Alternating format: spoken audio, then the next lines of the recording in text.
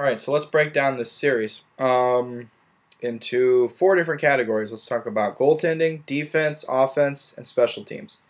Start with goaltending.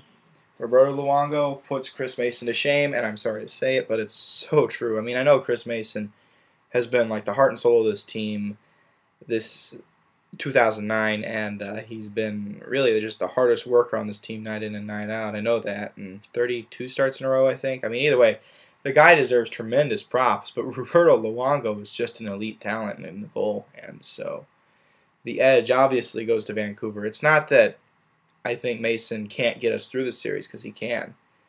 It's just that Luongo is going to be the edge there. Defensively, I've been mulling over this in my head for a while, and our defense gets a lot of crap for who we have in our top six and our top four. I mean, we've got names like Weaver and Wojciechowski, and these names don't really garner a lot of respect around the league, but I'm not worried about it. They got us here, and I think, and this is the one place I will give Andy Murray some credit, because I'm not a big Andy Murray fan, but he knows how to defensively coach a team. He knows, I mean, that's what he does. He plays a defensive style with his team, and so I'm not really worried about our defense as much as I think Vancouver fans think I should be.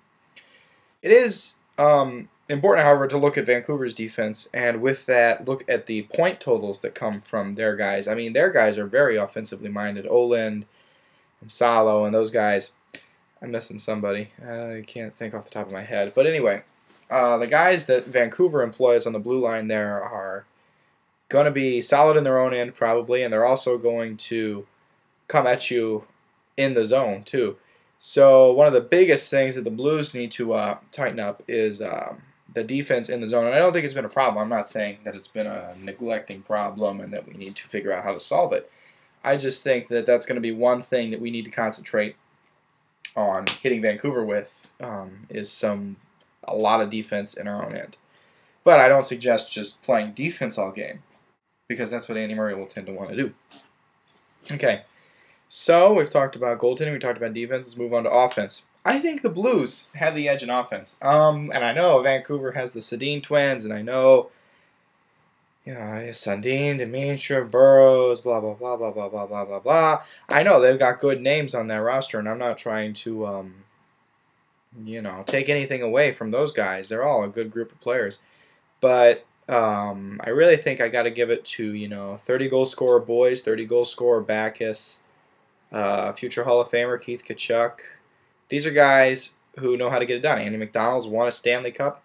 Paul Kariya, when he does come back, I mean, I don't need to express accolades for Paul Kariya. Everybody knows who he is. Pavel Demitra equation. I remember Pavel Demitra in the playoffs, and I remember defending him to end's length about how he's not a playoff choker and how he gives just as much effort and just as much in the postseason as he does in the regular season.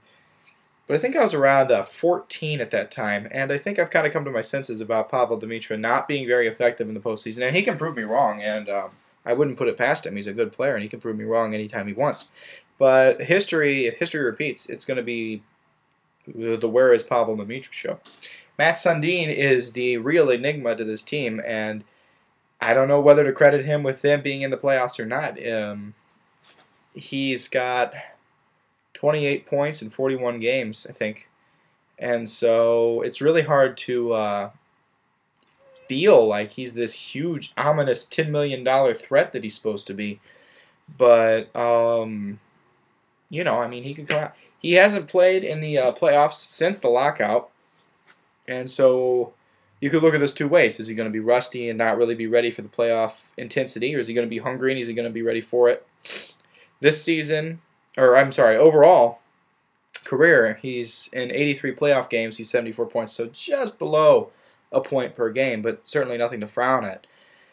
Watch out for Kessler and Burrows. They are both having pretty phenomenal seasons, at least breakout seasons. So that's the offense, and I'm still going to give it to us, though, with Oshie and Perron and Berglund. That line's really clicking.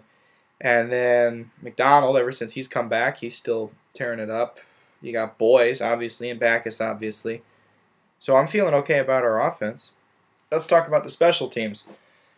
The Blues have the edge here, and this is what I believe is going to make this series what it will be, is the special teams. The Blues are third in penalty killing in the league, in the regular season at least, 8th in power play, whereas the Canucks are 17th on the penalty kill and 15th on the power play, unless I mix those numbers up.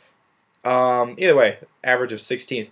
So the Canucks are no elite talent on special teams right now, and that's where the Blues have to attack and hit them hard. And it shouldn't be too hard. If I was reading the stats correctly, the Canucks were 28th in penalty minutes per game in the league. I mean, if they're going to get penalties often, we might as well strike, and I think we will. I think we'll take advantage of that. Put David Perron out there, get him to draw some penalties. Okay, so all that said, I think that's what we have to look forward to in this playoff matchup. Other series predictions, I'm just going to throw them out there. I'm not saying this is how it's going to go, just for fun, All right, I'm going to say Montreal over Boston in 7. That's going to be a huge upset, I understand. Okay. Washington over the Rangers in 6. That's on par. New Jersey over Carolina in 7. That's going to be a hard-fought series. Carolina was playing immensely well before the playoffs, so that's going to be a really exciting series, and especially with Martin Brodeur in goal. He's always stellar in the playoffs. All right. And Philadelphia over Pittsburgh in 7. I don't think Pittsburgh has it again, what they had last year. And I feel like somehow they got in 4th, and I'm not really sure how. So, okay. 2 upsets there. Moving on to the West. San Jose over Anaheim in 7. I think that's going to be a long, drawn-out, exciting, hard-fought rivalry series. Ooh, adjectives. Anyway, I feel like that's going to be a really aggressive series, and I feel like San Jose is going to be taken aback by it first, and I think San Jose might lose the first couple of games at home, but I think they'll battle back from it. Detroit over Columbus in 6. I don't think Steve Mason, he's a great goalie, and he's going to be a great goalie for a long time in this league, and I'm not trying to take anything away from him. But I don't think he's ready for playoff hockey yet, and I think Chris Osgood, despite the fact that he has played absolutely horribly this year, I should know, he was on like 2 of my fantasy teams, but I think Chris Osgood's ready, and I think if not, I think Ty Conklin is. So I think Detroit takes Columbus in 6. Sorry for that first playoff berth thing. Calgary over Chicago in 6. I know I'm kind of predicting an upset there, but I don't think the kids in Chicago are quite ready to take over the reins yet. I think Javi Boulin's starting to get old, but I could be proven wrong. Also, Coach Quenneville, I'm just thinking of this on the fly, but Coach Quenneville hasn't really had the greatest success in the playoffs, so as we all know. So, okay, 1 series left, St. Louis and Vancouver. Who do you think I'm going to pick to win? All right, St. Louis over Vancouver in 6, and I think it's all going to come down to those special teams.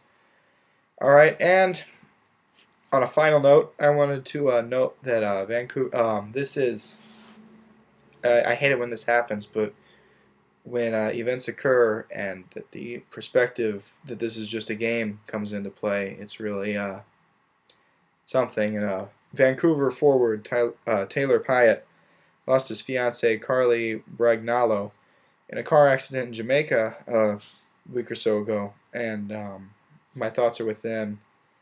And I mean, that's just a terrible tragedy. So be thinking of them.